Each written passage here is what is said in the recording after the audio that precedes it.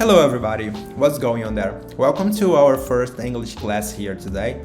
And before we jump into our matter, our subject today, I would like to introduce myself here for you all. So, who am I? My name is Agostinho Neto. I'm 26 years old and I'm software engineer. I have about 8 years of experience in the software development world.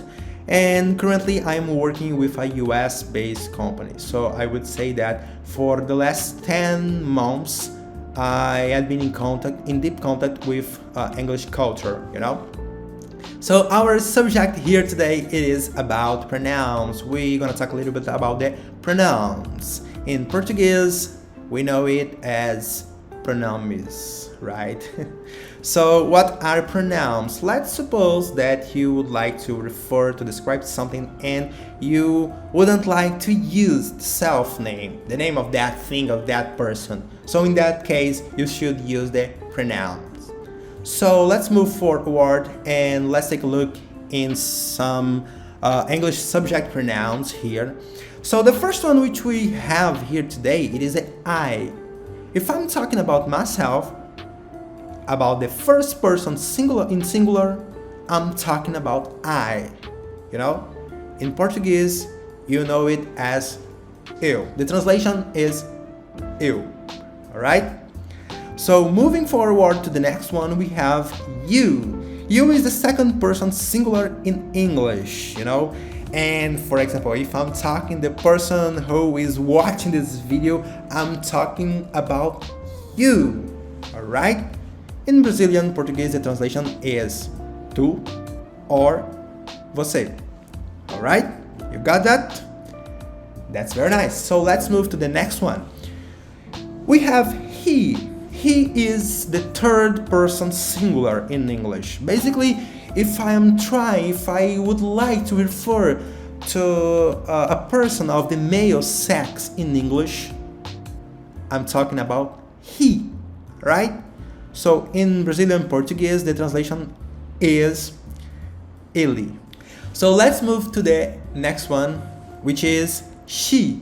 She is the third person singular pronoun in English.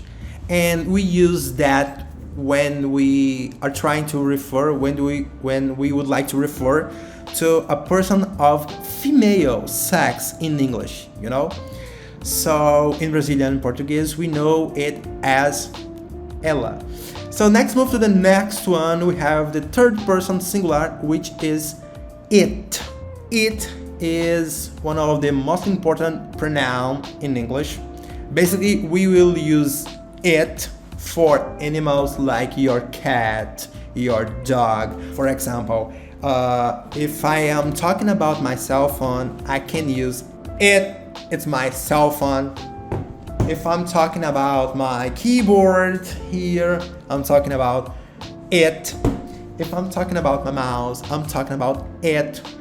If I'm talking about my Alexa, I'm talking about it. So basically, it is the third person singular in English, and we should use that when we're talking about things.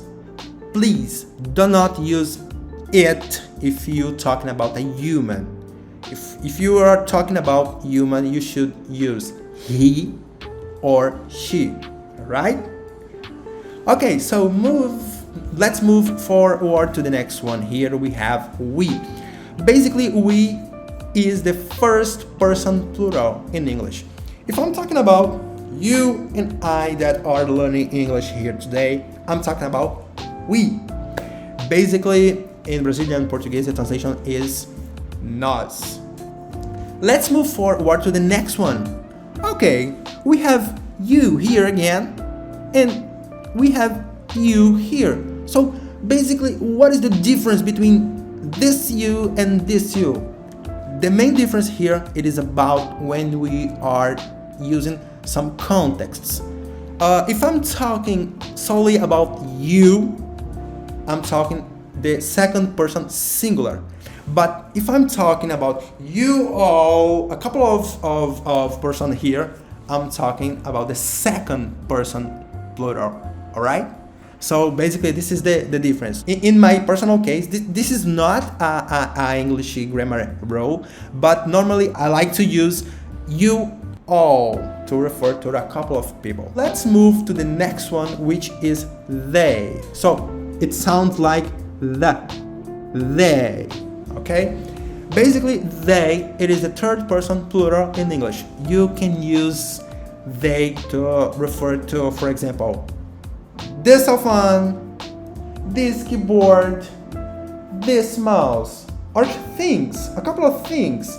Okay, we should use they. A very important thing here. You can use they for humans, not humans, all right? In Brazilian Portuguese, the translation for they, it is eles or elas, for both humans and non-humans. Guys, here we have a summary about those English subject pronouns here with the definition in Portuguese, alright? Please take a screenshot about this one, alright? You did that? Okay, cool. So thank you so much for this first English class. I would say that I would like to read your comments, and so please share your thoughts about this first English class, and see you soon. Thank you so much. Have a great week. Bye bye.